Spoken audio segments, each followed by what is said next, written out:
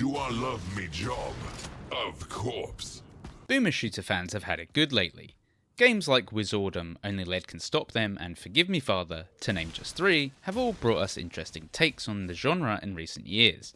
But none have impressed me so much as Gravelord, which manages to grab Doom in one hand and Darkest Dungeon in the other, and crash them together to make one of the most engaging boomer shooters I've ever played.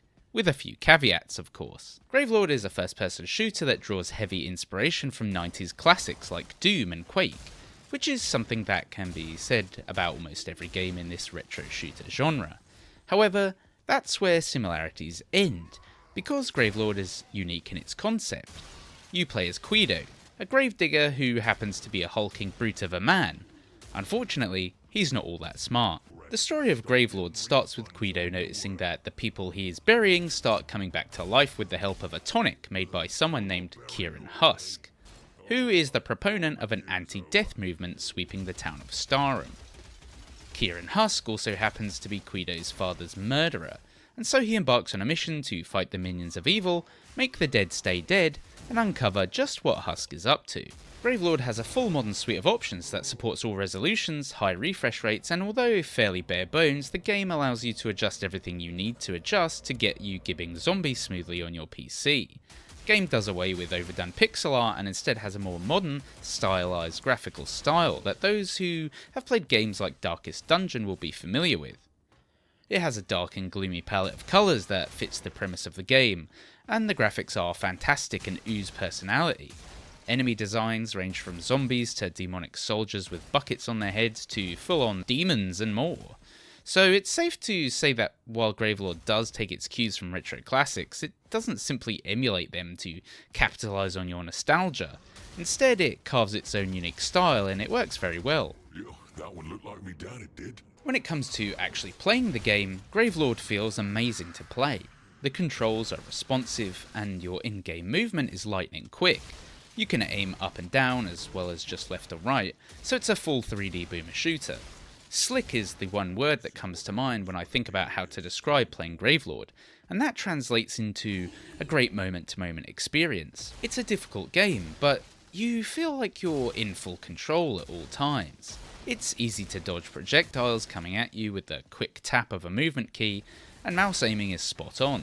So when you succumb to the hordes of undead gunning for you, you have only yourself to blame. While Fatbot's retro shooter might first appear similar to other games in the genre, those with a keen eye will notice a whole host of interesting differences.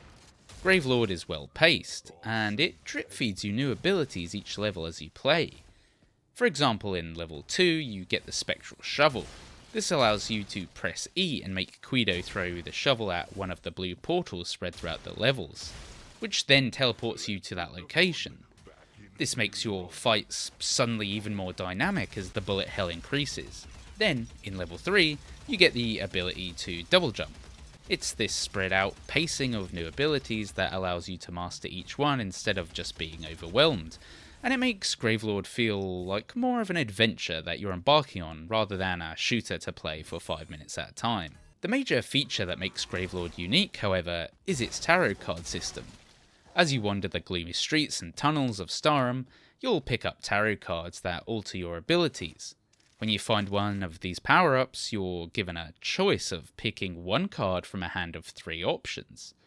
The cards are rated tier 1, 2 or 3, and you can only have one of each tier of card at once. Some of these cards buff your extra damage when low on health, some make enemies drop armor, while others do things like make your bullets set enemies on fire or pierce through them.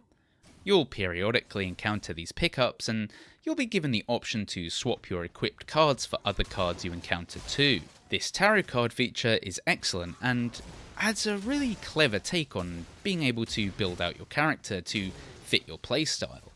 Do you want to tank up with more armor or have better crowd control?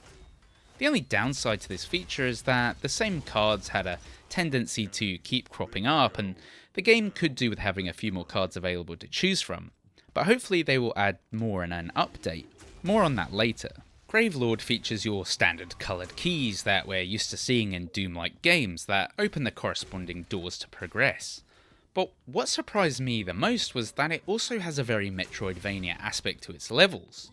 You'll spot items like armor and health in a hard to reach place and wonder how to get there, only for you to reach the end of the level and unlock shortcuts that allow you to finally reach that location. The game has lots of narrow alleyways and looping corridors, and it rewards exploration, so the creativity with which Gravelord uses its maps is excellent, and some of the best level design I've seen in a boomer shooter.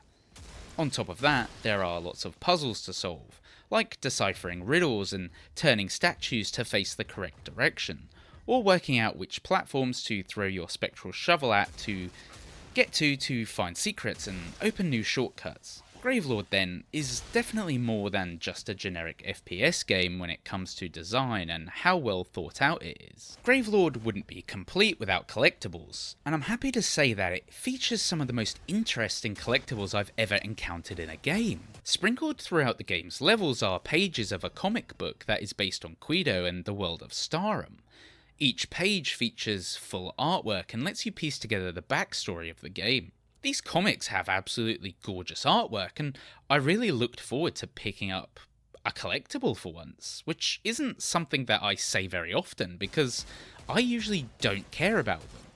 It was fun to stop and read the compelling lore of the universe. These comics are so good that I would actually buy a physical version of them, and I'm not joking. The elephant in the room when it comes to Gravelord is that the game is currently in early access on Steam.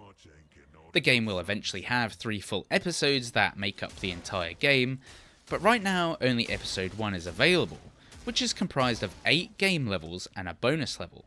Other episodes are set to come at a later date, and there is also a level editor being added on full release, but there is currently around 4 to 6 hours of playtime right now, based on how hard you find the game and whether you want to chase down its secrets.